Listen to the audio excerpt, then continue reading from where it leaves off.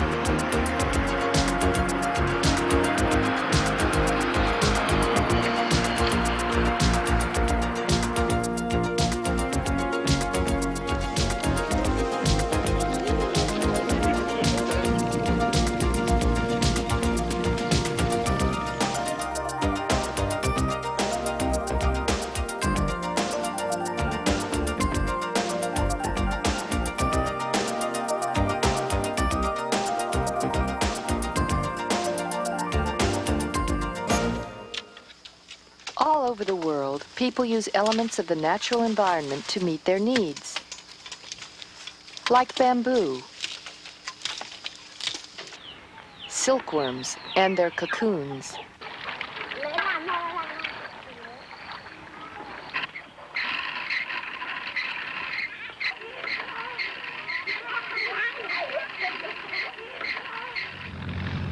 but often the way they use the environment changes.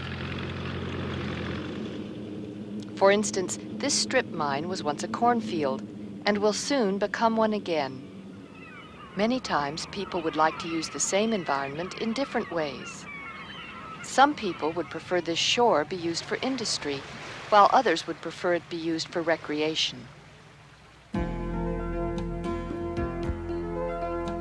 This program will examine the question, how do people use their environment, by first focusing on Kenya, a country in the region of Africa south of the Sahara. At least 1,000 years ago, powerful kingdoms indicated in various colors on this map existed in Africa. Not everyone lived in these kingdoms, however.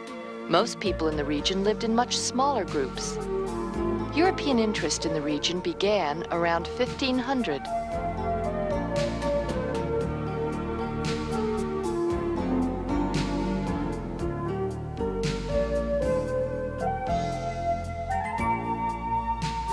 Several countries established trading posts along the coast.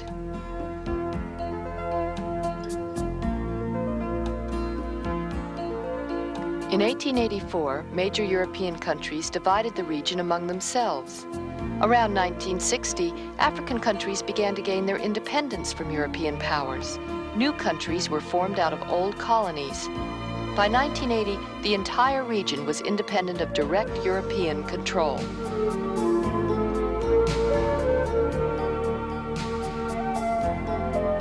In Kenya, north of the capital city of Nairobi, is Mount Marsabit. As this map indicates, Mount Marsabit is surrounded by deserts. But the mountain itself is covered with grasslands, farms, and trees. How do people use their environment?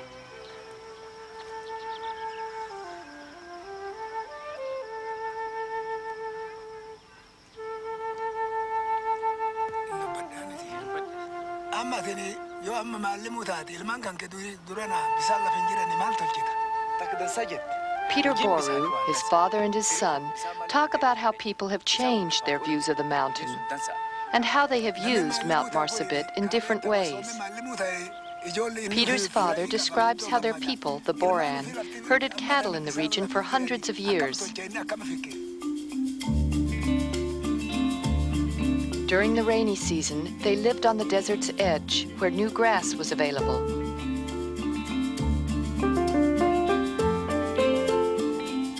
They drove their cattle to water holes on the desert.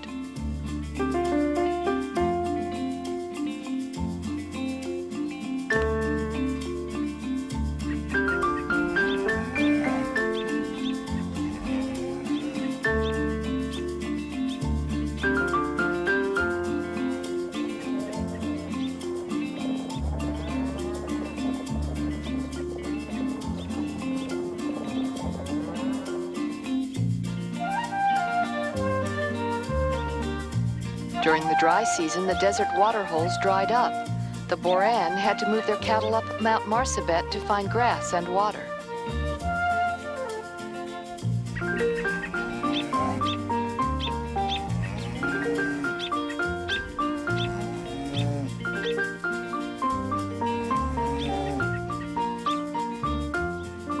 The only permanent water supply in the whole area was the well on Mount Marsabit.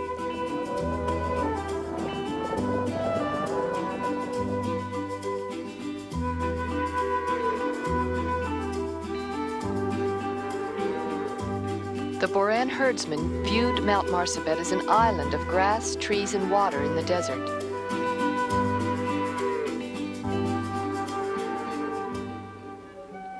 Peter's father goes on to say that when the British controlled Kenya, they viewed the mountain differently. While they saw water as important, they also valued the cool mountain temperatures, so they built a town, Marsabit, on the mountain.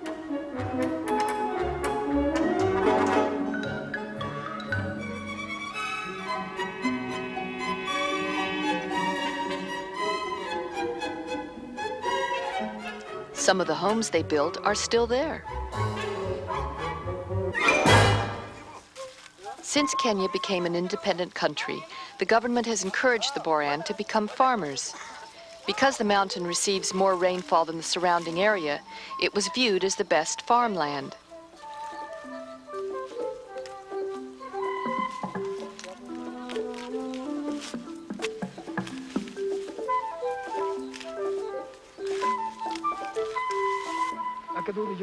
This segment, filmed years ago when Peter was much younger, shows him discussing his future with his father.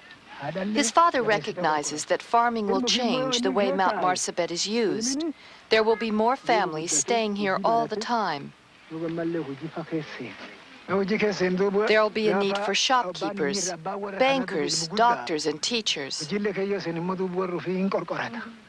If you want to be a doctor or a teacher, you will need to go to school, he tells his son. Young Peter answers that he'd like to be a teacher. He agrees to go to school. Instead of 4, what are you going to do if you don't work hard? Huh? And he does. You start drive again down that Manyata, Keto, Kamo.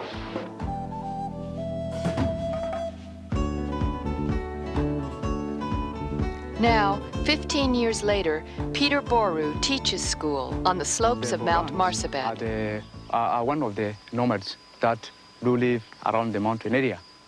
And they are sure that they could find water. And now you understand that we have got over 6,000 people living on the mountain area. And that's why the water problem has been there.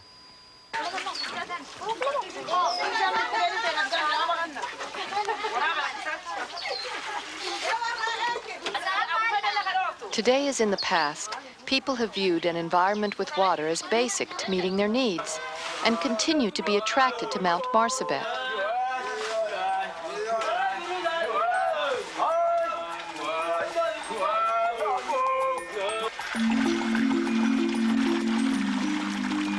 Herders and farmers, nomads,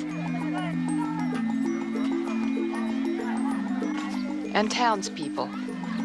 Because all these people use the water of Marsabit year-round, other people view the area as attractive, like merchants, bankers, government and transportation workers.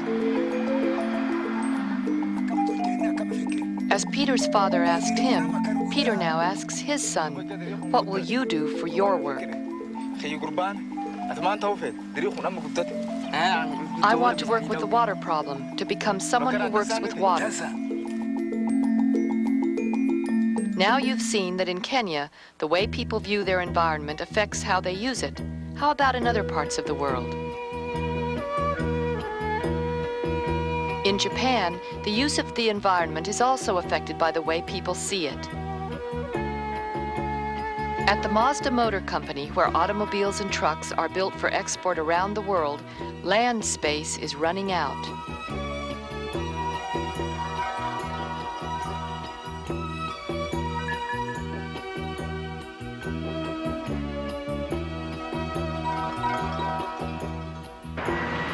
To solve their problem, the Japanese are using stone and gravel from a nearby mountain to fill in part of the bay.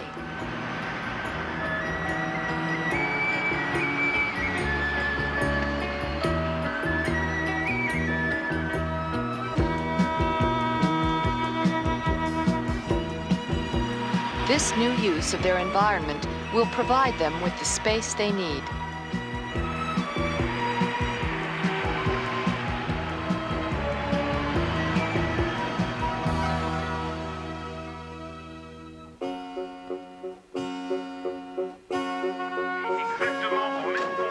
In France, people view the same environment being used in different ways.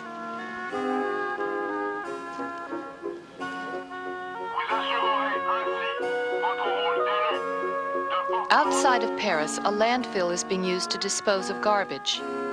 One group of people views this as an improper use of the environment.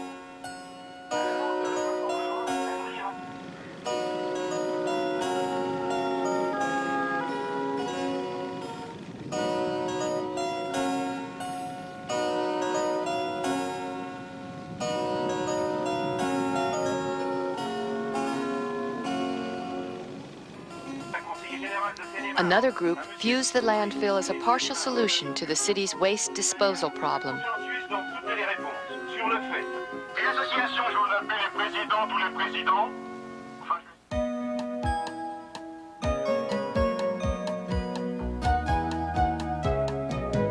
In the United States, a train station in Indianapolis, Indiana, is being restored.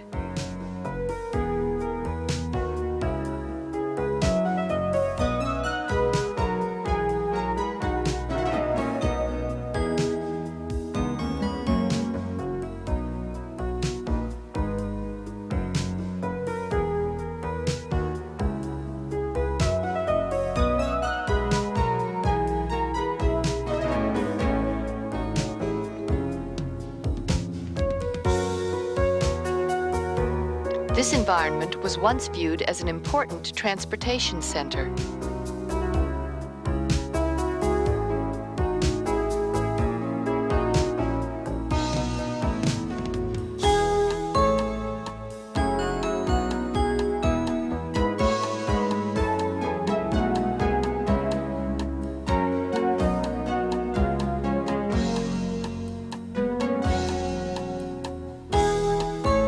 Today, the building is a commercial center with recreation, hotel, and shopping facilities.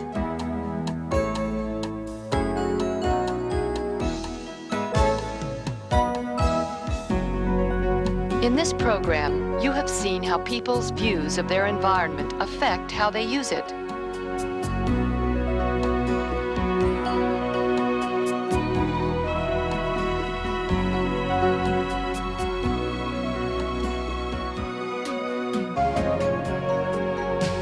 How are these people's lives affected by the way they use their environment?